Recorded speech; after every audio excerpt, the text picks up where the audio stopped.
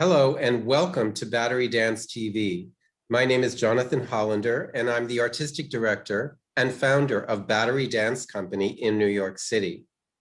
And on March 25th at 7 p.m., Battery Dance Festival Plus is going to have a very special evening called Canadian Voices in Dance. And it's my pleasure to interview the artists who are going to be involved in this diverse program. And today, I'm focusing on Rubber Band, a company from Montreal that was founded and directed by Victor Quijada. And so, Victor, welcome to Battery Dance TV. Thank you for having me, Jonathan. It's a real pleasure to meet you. This is the first time we're meeting each other. I know, it's incredible. I mean, So our paths have crossed. I read your history. You've danced with Rudy Perez and Twyla Tharp. And two creators who were very important to me as well in my formative career.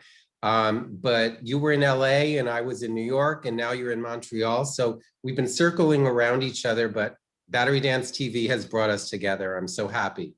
Good, me too. So tell us a little bit about your creating Rubber Band in Montreal. I was curious. I wondered whether the fact that you performed with Les Grands Ballets Canadiens in Montreal was what situated you there in the first place. Is that correct? That's exactly right. Like you said, I was in Los Angeles. I had transplanted to New York, and I was going on 5 years in New York when we miss each other. So it was in 2000 that I left New York. Mm-hmm. And took the contract to dance with Les Grands Ballets Canadiens. And one of the main reasons why I came here to dance with that company was the combination of classical works that they were performing and contemporary works. They had Matt Seck work, they had Yuri Killian work, Nacho Duato, Forsyth work. But they also were doing Balanchine work and some. Did you cross over to all of those different genres as a dancer? That's why I went there, and so yeah, I was doing the Killian work, I was doing the Balanchine work.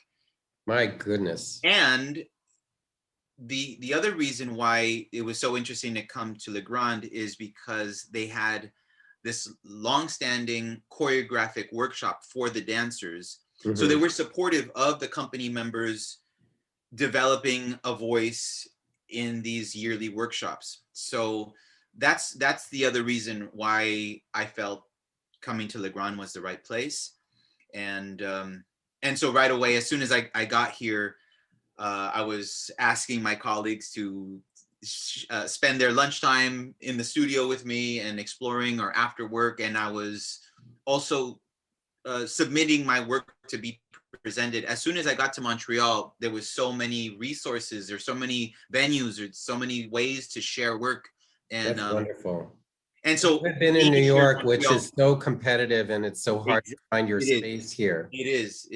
That's fantastic. Well, I don't know whether our audience, those who are not totally sort of aficionados of the different dance styles that you mentioned, but for me to be talking to someone who was conversant and able to perform Balanchine and Killian, and I know you had a hip hop background and Twyla Tharp. I can't think of many dancers, if maybe on the fingers of one hand, who could actually embrace that many styles.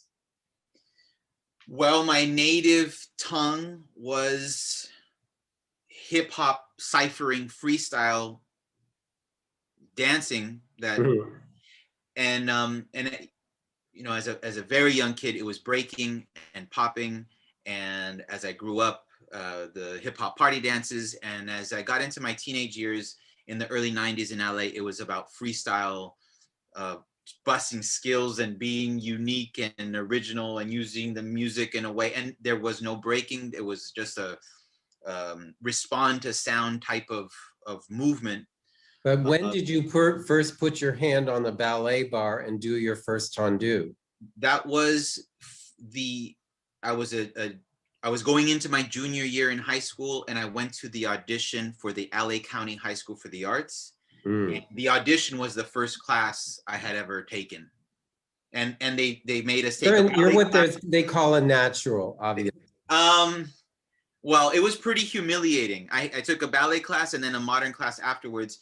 And for sure, I said, there's no way that I'm getting it. But after those two classes, then everybody had a chance to show a special skill. If you were a tapper, you could show you could do a small 3-minute whatever. Well, I had my little cassette tape of Daz effects, and I said, put this on. I put my baggy clothes back on and said, let's do it. And I'm sure you won a lot of hearts and minds at that moment. That is what opened doors for me at the Twilight Tharp audition as well. I mean, by that time I could fake my way around a combo, an 8-count, a 16-count ballet. No, I'm sorry. I danced with Twyla Tharp very briefly, and I know there's no one more demanding than Twyla. So you had to be, by that time, quite a refined dancer. I don't mean that you couldn't let it all go, because you could obviously do that very natural movement that she uses, but at the same time, she expects precision and range of motion. So you had to be quite exceptional in every way, shape, and form. I'm sure that your humility is not letting you do that, but that's my role as your interviewer here. So go with it, accept it. Hey, Jonathan, let's say that the way you're calling it is the way it happens. Okay, so fast forward, you made some works for Les Grands Ballets Canadiens? So not for the company, but Okay. within the company structure, they were very supportive that every year there would be a series, a program, kind of parallel to the main stage productions that the company would produce. There was a dancer produced series of dancers choreographing on so other. That's when you cut your teeth as a choreographer. Yes, prior to leaving New York, I was already asking my Twyla colleagues and my Elliot Feld colleagues and other dancers that were. Oh, you danced with Elliot also. I forgot about that. That's it. So before leaving New York, I had presented. New Dance Group had a series to show new works. The Joyce Soho, back at that time, there was a Joyce Soho. Right, just a few blocks away from here at Battery. And I had presented work through the Joyce Soho for a new series that they had. So I was showing work at here, like there was small places where I could find. Well, here is quite a prestigious venue. And so things were moving along for me. They were beginning to move along. And in fact, I had somewhat of a proto rubber band dance group in New York. I don't even know if I was calling it rubber band. I don't know what, but I had a group of colleagues, my peers, that were following me into the studio, and I was presenting things. Okay. But it was really in Montreal that there was, I think it's about, how competitive New York is. Yeah, it can be suffocating. Very difficult. And even in that environment, things were going well. But when I got here to Montreal, it just felt like things opened up. Just being at the Le Grand Ballet, having that institution, there's 3 studios. So there's always a studio available. There was just things available. I understand. And that's where I did cut my teeth. I sharpened and as much as I could, and it's a strange thing because at that point, still during those first 2 years with Le Grand, I still didn't know what it was going to look like. Well, it's an organic thing. I mean, and in your case, with the range that you had, for you to decide, what was important, what was fundamental to Victor, and as a creator. And I want to talk about that for a minute because my experience of reading biographies of the early modern dancers and thinking about Merce Cunningham, who gave me a scholarship that brought me to New York and whose work I had an intimate view of, and then Martha Graham, many of whose dancers danced in my company as well. These are stories of people who created a style of movement from their own bodies. I mean, we all know that about Martha Graham, that, you know, she had danced with other choreographers before. Ruth St. Dennis, Ted Shawn, you know, spawned Martha Graham. But then when she set off on her own, she clearly went into the studio and explored and found within her own body a new vocabulary. And Merce Cunningham, anyone who's seen his work or had the opportunity to see him working in the studio, it came from his body. He had danced with Graham before, but he also had ballet, but he created the Cunningham technique, and then all of these works emanated from that. So when watching some videos of your early experimentation, I see that in your own body, you developed the vocabulary and the way of moving that you then used to create Rubber Band. And so I want to talk about that because your work that we're going to show on March 25th is a group work. And so I want you to tell us how you went from this solo body experience of your own work into group choreography. Yeah. Well, just to say, you mentioned Martha Graham, you mentioned Merce Cunningham. And when I was working with Rudy, and Rudy became my mentor, I was his protege, and I learned through him how important genealogy is. And he would say, you know, Martha has touched me physically, literally had touched Rudy in giving corrections. Rudy trained at that studio. He trained at the with Cunningham. And he said, Cunningham has put his hands on me, Victor, and I put my hands on you. And through this, this is our genealogy. We are That's connected. beautiful. That's so beautiful. And he instilled this importance of that family tree. And so that's there. So when you mention these names, I feel a connection to that. When I started thinking about choreography, and every time, you know, during this pandemic time, I've been sharing my story through these Zoom talks with students at universities, and so I've been speaking about it a lot. And I need to preface that, you know, 25 years ago, the world was a very different place. The dance world was a very different place. And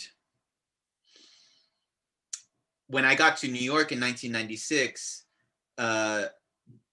uptown dance was classical dance and downtown dance was modern dance, and hip hop was not on the radar. And it was a novelty thing that, you know, oh yes, that's some break dance, and it was people were not paying attention or validating. And the landscape now, one dancer now is expected to be able to do everything, and back then it wasn't the case. Mm-hmm. And you kind of had to choose a camp and represent that camp. And also similarly, you had to you're going to be a creator or performer for stage, you know, the proscenium, or you're going to be site specific, or you're going to be a teacher. And in a way, there are these silos and separations, but I didn't pay any attention to that. And it seems to me that you didn't either, because, you know, first of all, it would be unnatural for you to discard what you already knew from your earliest days and your earliest passion of dance. And then also the compulsion to carry forward to another generation and to expand your sort of boundaries as an artist into a group setting. So tell us about how you chose your dancers from Rubber Band that we will be seeing in the film on the 25th. What is that process? How do you select dancers? So they come from many different backgrounds, and some of the dancers joke around that, like, Rubber Band is a place for misfits to come and fit in. Okay. and some of them come from break backgrounds, and some of them come from classical backgrounds, and some of them come from, you know, competition studio backgrounds, and some of them come from conservatory backgrounds. And Mm-hmm. now after these 20 years, having distilled whatever knowledge was intrinsic in the body because of my experiences, and distilling that, and just being able to transmit it and disseminate that to my dancers. Now, wherever the dancer is coming from, the rubber band method is a way to make them fluent in the language that the company speaks. And then they come with their native tongue, and they speak the rubber band language with an accent. And we're kind of That's a beautiful way of saying it. a group of people that can communicate through the rubber band method and through the vocabulary that we have in the choreography, but they're bringing their own nationalities, if you would, to this table, this meeting table. Do the dancers come from different parts of Canada?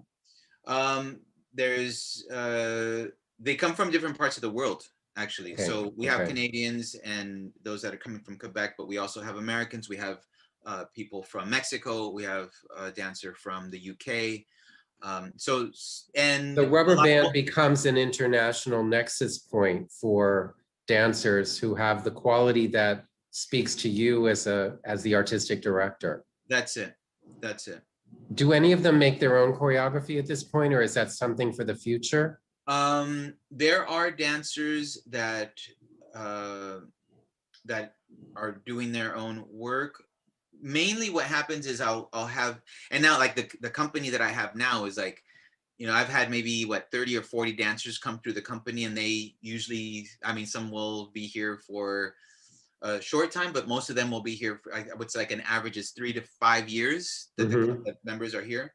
Some stay for many more years.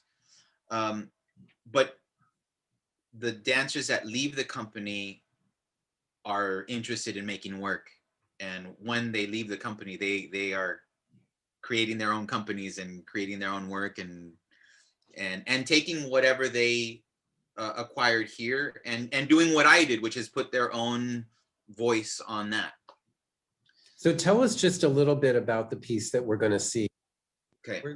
Unfortunately, because we only have 1 hour and we're combining 5 different companies, each company is giving us something shorter than their full length piece, or their, you know, what would you say about the excerpt that we're going to be seeing?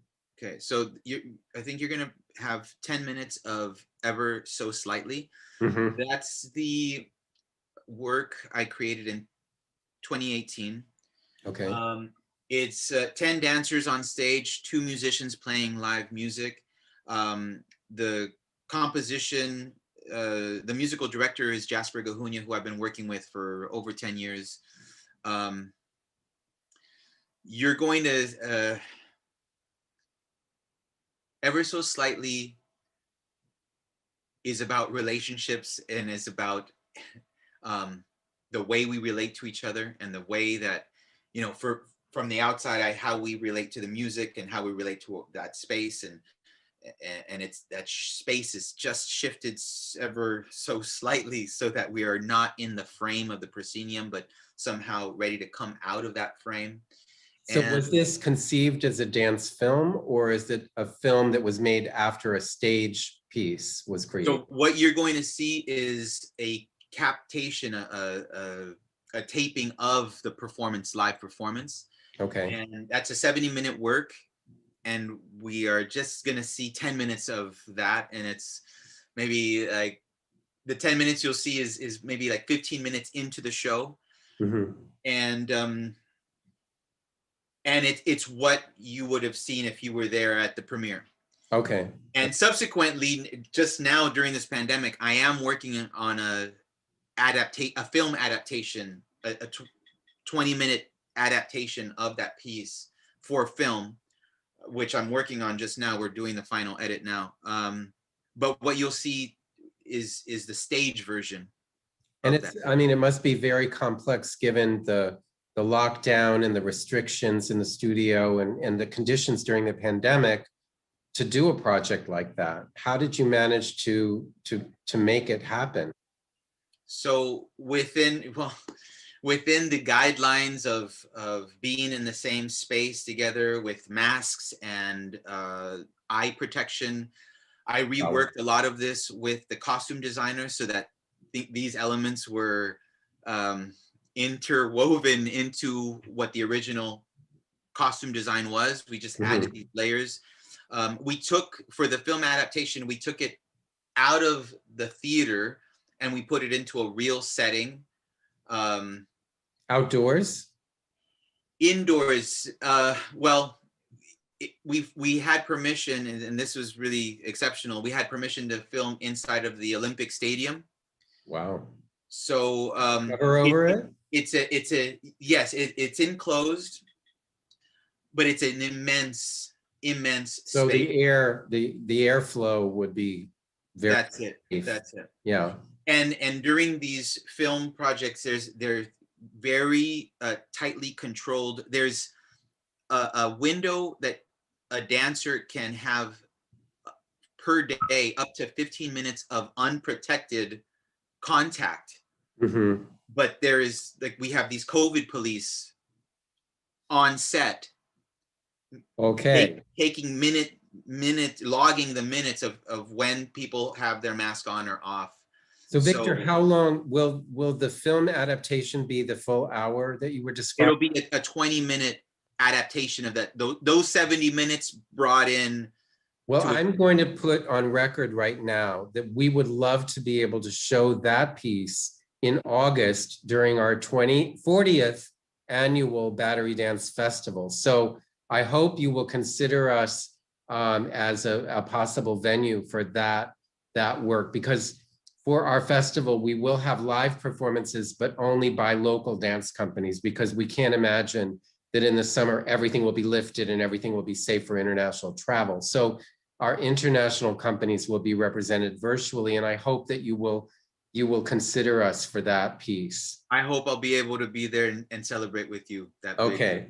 This has been an incredible interview. I could have part 2 and part 3 easily. So thank you for giving me this time this afternoon, for sharing your story so beautifully with our audience. And I look forward to many more opportunities to get to know you, to see the company, and to understand the rubber band method that you've developed. Thank you so much, Jonathan, for having me.